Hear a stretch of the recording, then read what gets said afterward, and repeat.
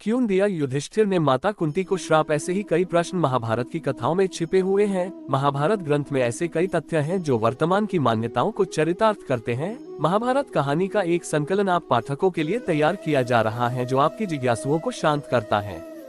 आपने सुना ही होगा कि महिलाओं के पेट में बात नहीं पचती, ये क्यों और कैसे हुआ? आपको आश्चर्य होगा, इसका संबंध महाभारत काल से जुड़ी एक घटना से है।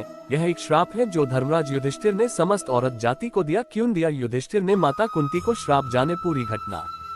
सभी जानते हैं कि माता कुंती के 5 पुत्र थे, जिनमें युधिष्ठिर, भीम, अर्जुन, नकुल एवं सहदेव। नकुल और सहदेव कुंती की सौतन माद्री के पुत्र थे, लेकिन कुंती का एक और पुत्र था, वो था महापराक्रमी कर्ण, जिसे कुंती ने जन्म के समय ही त्याग दिया था। क्यों हुआ था ऐसा, जाने विस्तार से।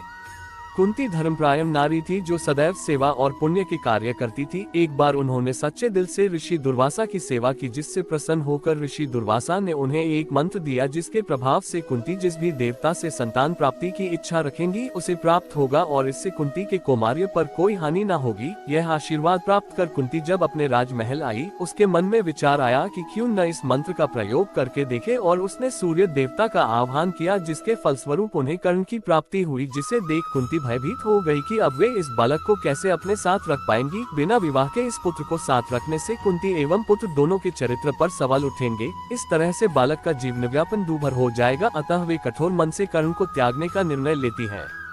कई वर्षों बाद कर्ण जब युवा होता है, दुर्भाग्यवश उसकी मित्रता दुर्योधन से हो जाती है और वे महाभारत के इस प्रचंड युद्ध में अपने ही सगे भाइयों के विरुद्ध लड़ता है। लेकिन फिर भी कुंती यह सच अपने अन्य 5 पुत्रों से कह नहीं पाती, जिसके फलस्वरूप कर्ण अर्जुन के हाथों वीरगति को प्राप्त होता है। जिसकी खबर मिलने पर कुंती दौड़ती हुई रण क्षेत्र में आती है और युधिष्ठिर से कर्ण का अंतिम संस्कार करने कहती है, जिस पर कर्ण कुंती से इसका कारण पूछते हैं।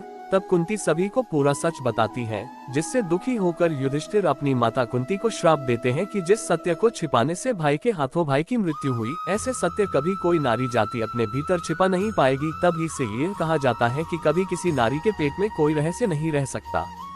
लोक लज्जा के कारण कुंती ने ऐसा त्याग किया। बेटे के सामने होते हुए भी वो उसे अपना ना सकी और भाई के हाथों का भाई का वध हुआ। युधिष्ठिर ने श्राप दिया कि औरतें किसी भी बात को अधिक समय तक गुप्त नहीं रख पाएंगी। लोग कहते हैं कि औरतों के पेट में कोई बात नहीं पचती, वो कहीं न कहीं किसी न किसी से अवश्य बता देती हैं। वैसे इस बात में कितनी सच्चाई है, इसके संबंध में हम कोई टिप्पणी नहीं कर सकते। ऐसी ही रोचक कथाओं से सजा हुआ है महाभारत का इतिहास। इस पौराणिक कथाओं से ही हमें कई प्रचलित परंपराओं के कारण पता चलते हैं। सनातन धर्म और संस्कृत की जय जयकर। दोस्तों, चैनल को like and subscribe and share जरूर करना। धन्यवाद। जय श्री राम, जय श्री श्याम।